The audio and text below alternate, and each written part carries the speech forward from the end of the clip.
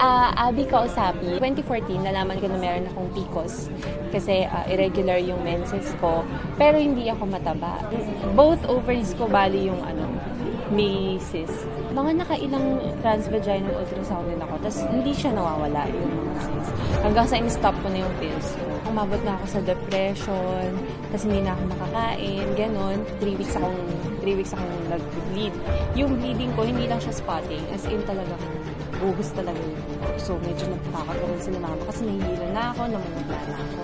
Tapos nung pagkarating ko kay Doctor, siya rin sa kanya ko rin nalaman na meron akong hyperthyroidism. So, yung PCOS ko, nag-lead na siya sa hyperthyroidism pati sa niya. Nagpa-check up ako last month. Nakita ng OB na yung both ovaries ko okay na. Sinabihan kasi ako ng OB noon na nahihirapan talaga ako ng PCOS kasi irregular. Tapos, ngayon, bali wala akong trabaho kasi buntis na rin. 10 weeks, almost 10 weeks.